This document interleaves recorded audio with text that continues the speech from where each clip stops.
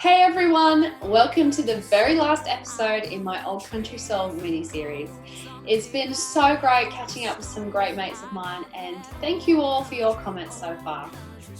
Now, if you've been watching CMC or you've been to CMC Rocks over the past few years, you will definitely know who my last guest is. And for the last episode, I thought we should go big with this one. So tonight we are going global all the way to Nashville, Tennessee. I first met him at CMC Rocks in 2017, and we caught up just last year in Nashville to record a film clip together. Drew has a strong sense of spirituality and definitely has an old country soul.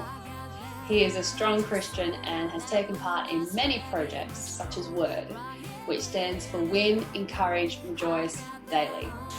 And they've raised much needed funds for kids with disability, schools, hospitals, all those great projects. He is a beautiful soul and he's a great mate of mine. So tonight, let's head to Nashville, Tennessee and catch up with the very talented Drew Baldridge.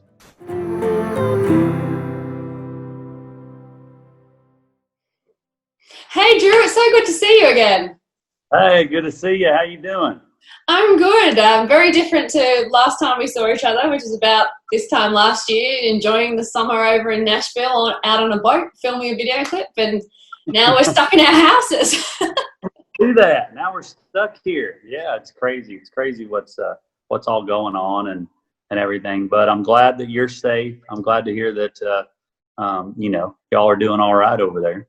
Yeah, I thought this would be a really nice opportunity to check in and chat about music and life. And I've just put out a new song called Old Country Soul. And to me, you definitely encompass what that means to me. So I thought I'd have you on as a guest. And music's very open to interpretation. So I wondered what your interpretation is of an old country soul.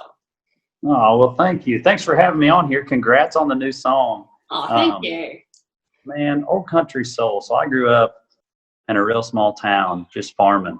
And, man, I think just growing up around my grandpa, who was a farmer, had a big part in my life. He was kind of the person that made me an old country soul, like just how to deal with things that come your way when you're out in the country and just hard work when things don't go your way. And, man, we grew up in a town of 580 people. And so, I graduated high school with 22 kids. Wow. And it was, we had to drive your tractor to school day. And it was very, very old country soul and still is. And it just, everything moves slower. Everything moves slower here. And back home. And I'm in Nashville now. And everything just seems to move faster. And I just wish that I could go, you wish you could go back to that, little country town where everybody knows you. You walk in the gas station and you say hey to everybody, and you just have that feeling of being home and welcomed, and kick off your shoes and come on in kind of feeling. You never know who's just going to show up at your house, and it's definitely a country soul vibe there. Definitely. And you talk about wanting to go back, and I think childhood is a massive factor in what makes us who we are, and some of the values that we still carry on to this day and make us who we are. So is there a particular story from your childhood that you think shapes the person you are?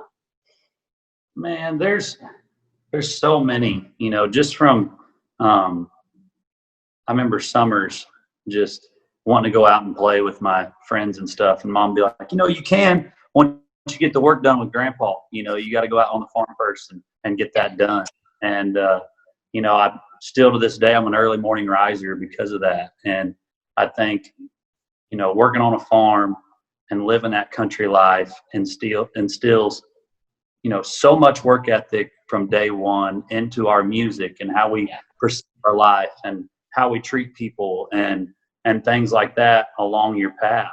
And so I just remember so many summers of like, hey, Mom, I'm going to go, ride bikes in town. And she's like, well, first you got to go haul grain for Grandpa, and I remember the first time I drove a tractor, the first time I learned to drive, I was 13 and it was on a tractor. Wow. And my brother was like, hey, you're out in this field. He put it in drive and he was just like, pick up all these hay bales. I'll be, at the house, and I'll come back and check on you. And so there's so many of those moments that encompass that, and, just sitting on a tailgate eating bologna sandwiches, while the grandma's bringing it down and we're sitting there eating together. And it's just, that's what life really was. I miss those days like crazy. I lost both my grandma and grandpa in the last couple of years, but they're definitely the old country soul that still lives inside of me, Definitely.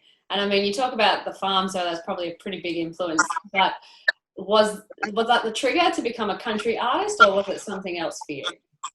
Yeah, that's the only life I knew. I couldn't, but especially the way I talk, I can't really sing pop music.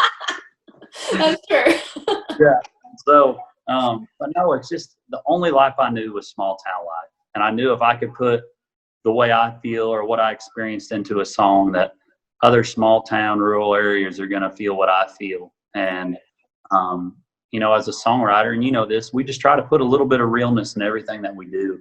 Yeah. And I feel like if it derives from that small town of where I come from, my music, if it comes from there, it's going to relate to people from there. And so, all my music, every day when I sit down and write a song, I'm thinking back to that. I'm going back to high school. I'm going back to throwing the bales, in the back of the barn. I'm going back to driving the tractor. I'm going back to riding back roads with my buddies and living that simple way. But you didn't know it was simple. You just thought everybody did it that way. Yeah. So all the songs definitely come from farm life and small town life. Is there any particular artist for you that really connected on a deeper level to your soul that influenced your music?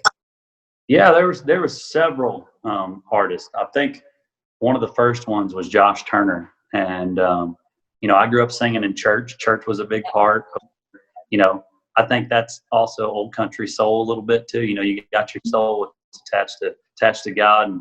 And, I grew up singing in church, and Josh Turner was one of those first people for me to really see like Christian music and country music and kind of combine it. I think Along Black songs like Me and God, and I used to be able to learn those songs and sing them in bars and in church, which is really funny. But he was kind of that first guy. My voice changed. I could sing the big up and do. I thought that was so cool.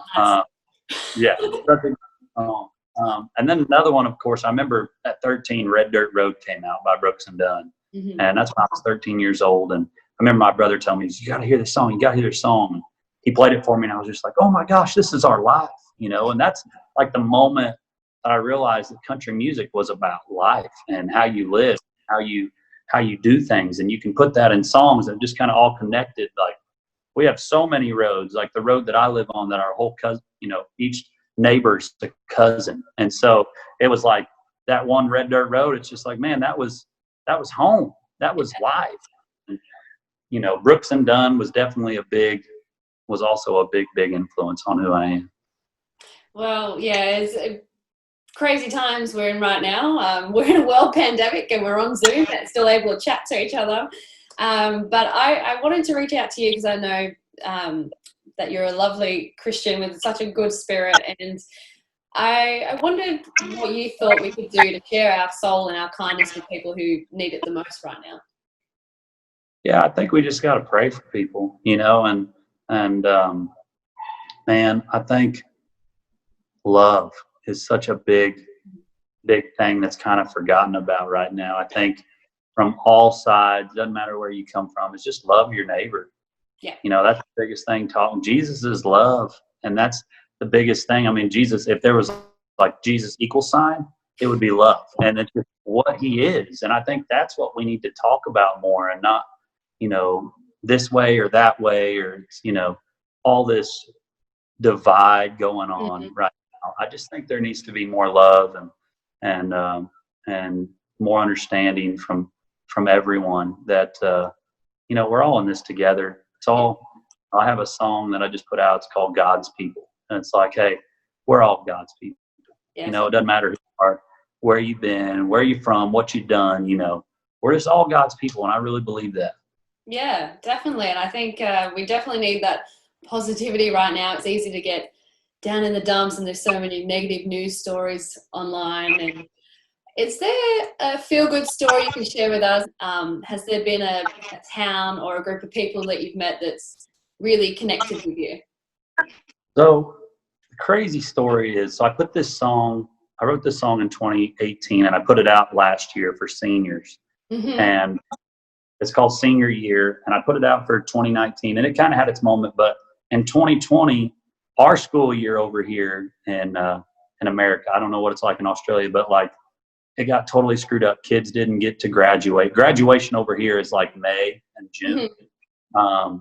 And so, the hook of the song says, never thought it would disappear senior year. And so all these kids' senior year disappeared and nobody could tour, nobody could do anything. But I did, it started off as Zoom concerts. I just posted on Facebook, I'll do a Zoom concert for any class of 2020 that wants to do one. And before I knew it, I did about 70 of them. I was doing about 6 or 7 a day. And then I started traveling around America and school started saying, hey, can you come sing at our graduation? It's a drive-in graduation. So I started playing at all these drive-in kind of movie theaters and parking lots, and all the kids had to stay in their cars. And it was so special. They would have graduation and then they would go on a parade through town. Oh, and, this is where I thought like the unity came together. It didn't matter who you were. You were out on your front step waving a sign for the class of 2020. And I got to go on one of those parades and lead one of them. And just everybody's in their car. The people are just in their yards out in front of their house. And it was one of the coolest things. It brought a tear to my eye, just seeing everybody just cheering on one group of people. yeah. And that's what I've got to do the last couple months. And, did about 15 schools all around the country. And I know this is crazy, but I traveled by car, by plane, and somehow I stayed healthy through all of it with a lot of answered prayers. And it's been definitely a big, change to my life to see how something can change so quick and how much we took for granted all these shows we were playing and being in front of people, and how I'm never going to take that for granted again. Even when I first started off, we were playing a lot of big festivals and things kind of slowed down for us for a little bit till we got a new single out. And sometimes you learn like, if you're in a good moment of your life or in your career or whatever, and you're like winning, and you're just like, hey, I got this, I'm doing it. You're not thinking about what if they don't happen, and all of a sudden it doesn't happen no more, and you go through this period of waiting until you have to get back there again. It's like, it makes you appreciate. So I think right now we're in this much of appreciation of what we had. And I think it's only going to make us better in the long run. Definitely. Well, it sounds like you've been able to do a few shows, so that's more positive than what's going on here right now. But when you're not doing those shows, what have you been doing in your isolation? Did you pick up any new hobbies? Is there any new music you can let us know about? And will you come back to Australia at some point and we can finally sing our duet? I would love that. I would love to come back to Australia tomorrow. My band, we love Australia. Of course, if we can find, the right play and it all makes sense for us to come over there. Cause I'd come over there and spend all summer. Like that's how much I love Australia. I love the fans there. I love country music scene. I would love to sing our duet together in person. We've never done. Yeah, we've only done it on a boat. Done it on a boat. So that would be so much fun. But right now I do have some new music I've been working on, and I just talked to the producer today, and we're hoping to put some final touches on it here pretty soon. Just a new song that I put out on Facebook a while back, and people really, really liked it a lot. And so we've been working on that. I actually got a garden in the backyard that I've been working on, and I've been getting tomatoes out of it. And I went out there and picked up some tomatoes today, and so it's really growing. And that's kind of my first garden here at my house in Nashville I've ever done. We always had gardens back home, but to have my own here, it's kind of like me and my fiance's hobby. And so that's been really fun. Have you been able to organize any wedding plans, or is that still a while away?